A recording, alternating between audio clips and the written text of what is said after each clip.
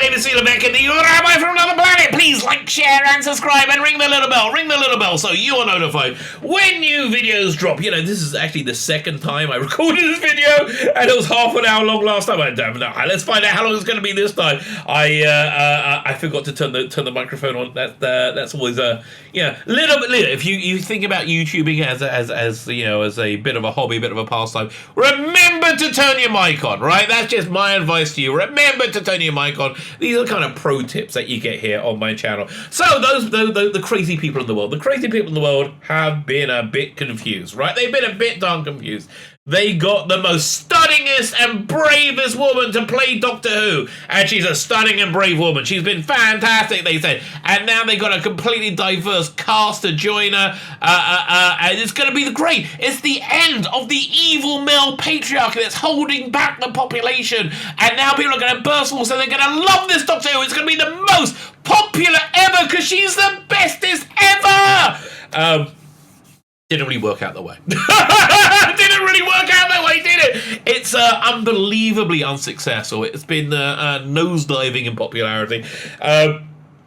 Well, so their first attack we're dealing with is just ignore it. Just pretend it's not there. Pretend it's not there. Like, look, let me give you a hypothetical example. Let's say you're in a country and you suspect there was massive electoral fraud. Like, let's just say, pretend that happened, right? Let's say that you are of that point of view, right? The best way to combat that is have everybody who you say there's massive electoral fraud go say, there is no electoral fraud.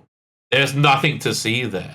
There's nothing there. It's not real. And make sure you have everybody say that newness, and have the media say it, have social media say it, have government say it, have everybody who's basically very interested in that, in there not being in the result of the election coming out the way it was, say it to you, and say there's nothing there. And you know, not that this would ever happen in the real world, but I bet that would work out pretty well, right? I bet that would probably end up kind of like silencing people who went, well, wait a minute, what about the electoral? I guess that would. I don't know. It's hard to imagine such a situation happen. So that was their first response to say, no, it's incredibly successful. So then Jodie Whittaker was reported. She didn't even commit to leaving. She didn't say that she's definitely leaving, but they all just assume she's leaving. Okay, catch you later, sayonara. So then at that point, when Jodie Whittaker was no longer attached to it, in their head, not even in reality, in their head, they became okay to attack it, to attack the show, and to address its deep and unabiding unpopularity, right? So they couldn't blame Jodie Whittaker. She's stunning and brave. Their first response was to blame Chris Chibnall. A good response in my mind, because he's pretty responsible. He's really responsible for it being absolutely dreadful. So, you know, a lot of people, they say this in the comments, but please leave a comment on this, because commenting really helps the algorithm. Say, listen, it's not Jodie Whittaker's fault, it's Chris Chibnall's fault. And yeah, in the first season, I kind of heard that, because the scripts were terrible as well. You couldn't really tell, you know, how she was going to go. But from season 12, I think the scripts were not better, but at least they had like monsters and action in them, you know. And she was still awful. She was still absolutely. I think she has no idea what she's doing with the role whatsoever. Honestly, I think this is so much of a disaster. There's blame to go round. There's blame for everybody, baby. You don't have to hold back on your blame for anyone. There's enough of this disaster to point fingers at just about everyone. So, you know, but the people at Screenrant, those crazy people that live at Screenrant, they want to come up with some other ideas. They want to say, listen, it's not just Chris Chibnall, but let's go into why Chris Chibnall has failed. So, okay, let's read what they have to say. Before we get there, can you hit the like button? That'll be fan-dabby double dozy. That'll be freaking awesome. Can you hit the share button? Everybody should know. Everybody should know the voice of the Rabbi. Everybody should hear, and they should come upon me verily. I'm not sure what that means, but it feels like I might need a shower afterwards, okay? I don't know what that means. Don't tell my wife, I might get in trouble. So like, share, definitely subscribe. Subscribe to the will of the Rabbi, to my every whim and desire. or you could just hit the subscribe button. One of the two. I'm pretty easy either. But part of my every women desire is you hitting the subscribe button. Of course, comment and you know, if you are going to follow my every women desire, right? Don't forget about my Indiegogo. Now funding on Indiegogo. It's doing pretty darn well. How's it doing? We had a good day yesterday. Thank you very much, everybody. Got another bunch of backers. If there's something that you're interested in, these are 2 graphic novels. They're pretty darn different. There's Imperium, which is a bit of a geek fest. There's a bit of a geek fest, and there's Biblical, which is a much more, I think, layered and weighty tome. Which actually has a real story that spans hundreds of years, and I don't want to spoil it for you. I should do a couple of videos explaining what these books are. Right, going into a bit more detail. They're freaking awesome. Okay, they're freaking awesome. I wouldn't sell you a letter. I really wouldn't. I can't put something out that I'm not very, very proud of, which makes you realize that I'm actually very proud of this mess that we call video. So thank you very much. There is a sale right now, and the sale is ticking away. Right, the sale is how much is it? You get $5 off. The next it's going. It's 40 for 40. 40 people get it. They get both comics for both graphic novels for $40 as opposed to $45. So you save $5. Local shipping is coming in Canada and Ireland, certainly. Oh my gosh, somebody's from Ireland bought it. They had to pay $30. We worked out. I will refund you all excess shipping. So yeah, we got local. Right now we have local shipping in the UK and in the US. I'm waiting on prices to add in local shipping for Australia and for Canada. And Ireland, obviously. Obviously Ireland. So if you make this purchase, you get both books. You get a series of very tasteful art cards. Let's have a quick look at the art cards, because I quite like looking at them. I hope you do too, for the male gaze. So, as I said, the campaign's doing pretty well. I think this is going to expand to maybe 10 cards. And they're all based on my genre-related lustful fantasies, right? They're all there. And so there aren't going to be much more. We've got a Star Trek one we're doing right now. I think we've got to do 2 male ones for the ladies. And on the homosexual gentlemen, I don't want to discriminate. So that's the next 2. But then after that, I think it's a slave layer, and who knows where we're going to go take. You let me know. What things would float your boat, which is really what I'm trying to do. So there you go. Also, if it's of any interest, if this helps tip the scales for you, I tithe my income, so the money I'm making from this, I will be not the entirety. I'm giving between 10 to 20% to 2 charities. One is called. I'm going to talk about that at the end of the video, so stick around for that. One's called Yad Eliezer. It's a local charity, and one is called Noah's Ark Children's Hospice. Fantastic organizations that I wholeheartedly support and recommend. Yeah, look, if you don't like my comics, Go! Give him 50p. Give him a buck. Give him something, because I think for that money you can actually feel very, very good about yourself, right? I think, and you should do. You know who shouldn't feel good about themselves? The weirdos at Screenrant. The weirdos at Screenrant have no idea what's going on in the world or in Doctor Who, and they're very, very confused by it. So they put this article out. Doctor Who has a big companion problem. I don't think those companions are so big. They didn't have Bernard Manning in the TARDIS. No. I think. Okay, who's the biggest companion in terms of the most rotund? What about that blue guy? He traveled in the TARDIS, or was it just his head? The Matt Smith one. I can't remember. What was it? Kusvar? I can't remember what his name was. Oh, I don't have a swig of tea. Fine, there's a big companion problem. How can it be fixed? Fire everybody, okay? How can it be fixed? Fire everybody. That's the way to fix the Doctor Who. Fire everybody and beg the British public's forgiveness, for everything. Doctor Who is at its best when companions form engaging bonds with the Doctor. Well, that's true. I guess that. I mean, Doctor Who is at best when companions form engaging bonds with the Doctor. Introducing 3 companions at once prevented that from happening. No, it was a bad idea. The person who introduced the 3 at once couldn't do it, so it prevented that happening, and he just didn't have the writing ability to pull it off. But he had no choice. He had no choice but to introduce 3 companions at once, because he needed a diverse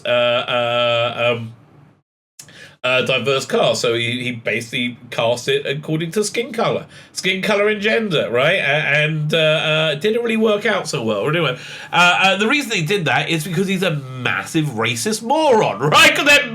Now, is it necessary to say the word moron after the word racist? Because all racists are really morons, aren't they? I mean, regardless of what type of racist you are you one of the Twitterati, I would say left wing, but they're really not. They're more like super authoritarian left wing. Those racists are they're morons. And the KKK style of racists, they're all morons. They're always all morons, right? That's just a basic truth about racists. They're always morons. Well, companions used to be some of the best parts of Doctor Who. Did it? Let me think. Well, yeah, listen, Nicola Bryant. Can't argue there. Firstly, that Doctor Who wasn't very good, and she was fantastic and almost as good as her costume. Even better. Fantastic, Nicola Bryant. So, yeah, she was definitely the best part. Yeah, I would say making the companions like three-dimensional real people, which is what Russell T Davies really brought into Doctor Who in 2005. You know, Rose had a family, she had a mother, she had a boyfriend, right? It worked. It really genuinely worked. And I think making those companions more real increased the bond with the Doctor. But a lot of time, it was just the natural chemistry between the people, generally the people. Liz Slade and Tom Baker. You could just see that how much they liked each other, how much they adored each other. Katie Manning and John Pertwee. You can just see how much they genuinely loved each other. You can see how sad that William Hartnell was when was it Carol Ann Ford left? You can see it, and I think that's where it really came. So those bonds were always really, I think, genuine, and when it wasn't, it didn't really work, right? It didn't. You could kind of tell that Tom Baker and Louise Jameson, when they're making Doctor Who, weren't really that good of friends. It was like he was busy with doing his job and didn't really think about it. And you could certainly tell that Tom Baker and Lalla Ward hated each other towards the end of the run. That's after they got married and divorced. That's a good way. So yeah, listen, it's been Commander's best part of Doctor Who, the relationship with them. Yeah, okay, fine. So you nearly understood that Screenrant. You nearly understood it. Let's see if we can get any better. Seasons 11 and 12 put the role of companion into crisis. Season 11 and 12 have put the entirety of Doctor Who into crisis. I think subdividing into the role of the companions a little bit, I think there's a lot more it's in crisis. Until Doctor Who Season 11, the Doctor always had one main companion. Not really. I mean, we're talking about rebooted Doctor Who. Not rebooted, revived. I hate using the word rebooted. Revived Doctor Who. You had Amy and Rory. I think they were equal companions. Started off with Amy, sure. But by the time Amy and Rory, they were equal companions in the TARDIS. I think sharing equal weight of the of the narrative. But you can go back. You had Nyssa, you had Tegan, you had Adric. They did have to write one out per story because they didn't know what to do with them. Sarah Sutton, famously not in Kinder. Great story, by the way. Because she was having a nap. I mean, really. I think they're going to come up with something better than that.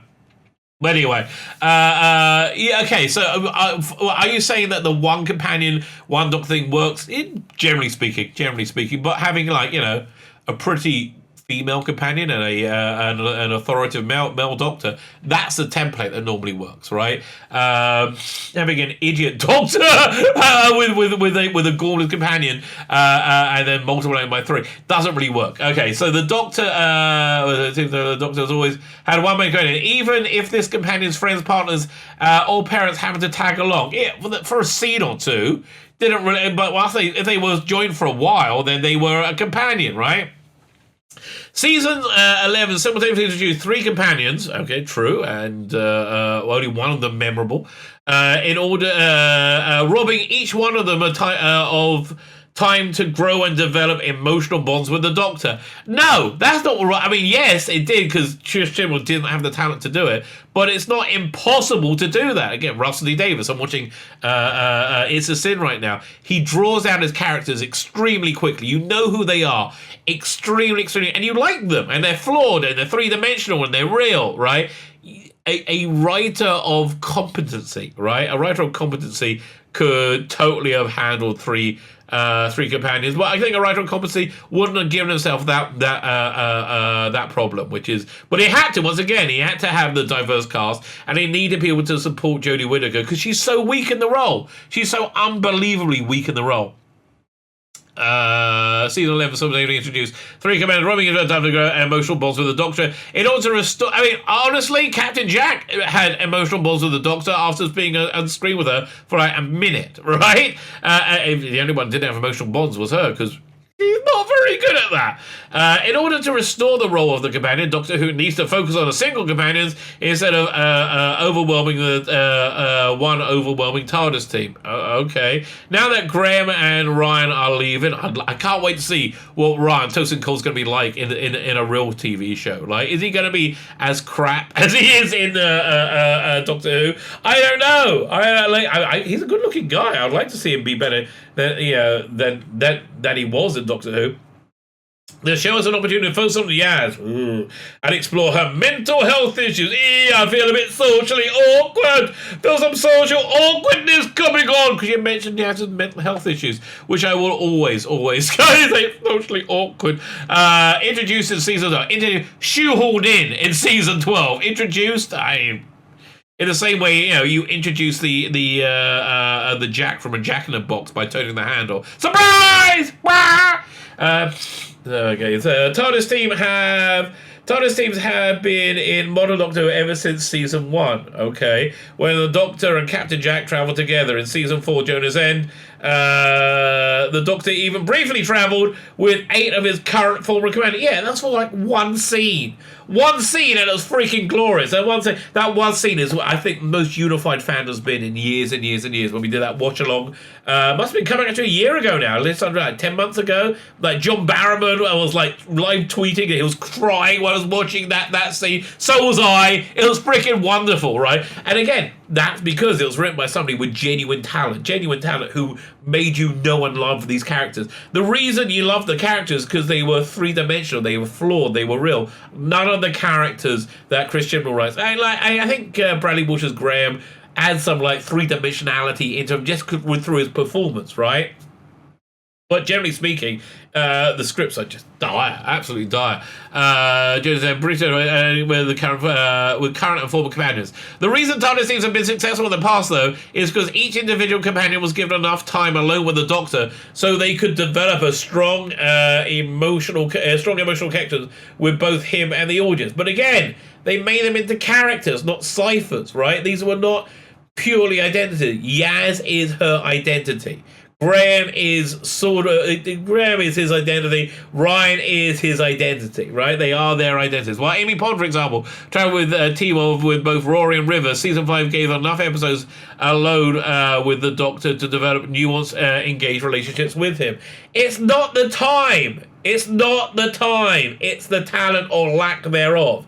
Yaz, Graham, and Ryan have never had a chance to develop. That's true, because they were never developed. Yaz is, I don't know anything about Yaz, right? I know she's the bestest ever. She's the best police person ever, even though she never turns up for work. Well, she's clearly bonkers. This woman is clearly, struggling with her sexuality, her sexual identity, and her place in life, and in love with the Doctor, right? Yeah, she's clearly, she's got the crazy eyes thing going. Look at that. That was my biggest takeaway from the New Year's special. Graham exists all three are defined by vague character traits, their identity, and nothing else instead of intimate connections. Yeah, no, because then he can't write characters. Intimate connections they make with the Doctor. Graham exists for comic relief. Well, I think that's kind of true, but he has more nuance put into him because Bradley Walsh's performance was vastly superior than anybody else's on the set. Ryan exists to cause intra-trio conflict with Graham. No. Ryan exists to be the screaming female companion from the 1960s, flipped on its head, subverted the expectations. So listen, if you're one of the racist morons, and again, do you need to say moron after racist? I just kind of enjoy it. If you're one of the racist morons that work in Hollywood, work in the entertainment industry, here's the rule. So you've got to have somebody of every different skin tone in your cast, and if you don't, you're a bigot, right? You're a terrible bigot. However, if you put a black man in a show, the rule is you can't make them masculine. You have to make them effeminate in some way. So that's why we have Ryan sucking his thumb and basically saying, I think I've had an offer playing being with the Doctor. Don't blame you, mate. I actually don't blame you. Running this or intercut, no. And Yaz exists for explanation. No, Yaz exists to be the bestest ever. Bestest ever. Any further interesting elements, such as Ryan's dyspraxia, forgotten in like 20 seconds, right? Like, had dyspraxia, and then, 2-3 episodes later, it was like doing somersaults, shooting at robots, right? Yaz's mental health issues. Oh, God, mental health issues. Oh, the only person that have mental health issues from watching that is me. Oh, my God. I'm watching It's the Sin. Russell Davis, he knows how to write. He knows how to write characters. And this character, who I'm halfway through right now, and he had like this really lovely character die a horrible death as his brain is eaten by AIDS, right? And I knew this character was going to have something horrible happen to him when he turned up, because he's like sweet and innocent, and you're going to think, oh, something terrible was going to happen to this guy. At least I do. And his brain was eaten by AIDS in this, and I felt the same way watching that episode of Doctor Who when Graham says, "Oh, I need your help because I'm feeling a bit scared," and the Doctor, not being heroic at all, said, I feel a bit mentally awkward. I'm just gonna go over here. Oh God, it was the least heroic moment I've ever seen on television. Or at all, right? It's the way it was. I'm not in Doctor Who. It was just pure garbage. Focus on for a few minutes and dropped as soon as they come into comedian with the show's progression. Well, I'm glad I'm agreeing with you there, Screenrant. While there's a group dynamic that certainly exists, is there? There seem to be 3 people in different shows. The role of companion has turned into more of an exposition tool than ever before. Yeah, again, you're just talking about Chris Chibnall's inability to do his job, which is write television, right? Yeah, an inability to write television is often considered somewhat of a handicap for writing television. Ryan Gray's departure will finally give Doctor Who an opportunity to explore Yaz! Oh, God, I think Yaz wants to explore the Doctor, right? I think Yaz wants to explore very intimate parts of the Doctor, mostly with her tongue. That's the vibe I'm getting. Without taking screen time away from the other 2 companions. Yeah, but it's not going to, because... Still written by Chris Chibnall, still a moron, right? Still a moron, still a racist moron. Doctor Who Season 12, Can You Hear Me? Introduced that Yaz has struggled with mental health in the past. Yeah, it's shoehorned in terribly. And continuing to explore Yaz's past would help develop her story, development that... would give her the development that she deserves. She doesn't deserve anything, right? She doesn't deserve anything. She's a charisma black hole. She's the only person with less charisma than Jodie Whittaker on screen, and that's really quite an incredible an incredible level to reach. Yeah, I'm less charismatic than Jodie Whittaker. Not good. It's not fun. It's not funny. Doctor Who has seldom directly tackled mental health issues. Yeah, because it's a terrible idea. It's a terribly inappropriate idea. As I'm saying that, and I realise as soon as I finish recording this, I'm gonna think of like 10 stories that dealt with mental health issues. I mean, I guess Kinder, right, with the dark places on the inside. Kinder's a great story. Directly mental health issues. So Yaz's story time will be a trailblazer for the show's character to have realistic struggles. To have realistic struggles, you need to be a realistic character. Do you think she's a realistic character? I don't think she's a realistic character. No, I'm sorry. The BBC also announced that John Bishop will be joining the TARDIS in season 13 as a character called Dan. Yeah, amidst much consternation from the insane Twitterati, right? They went crazy, like, we thought there'll be a female-only TARDIS! And they were very upset they bought a white mail into the TARDIS.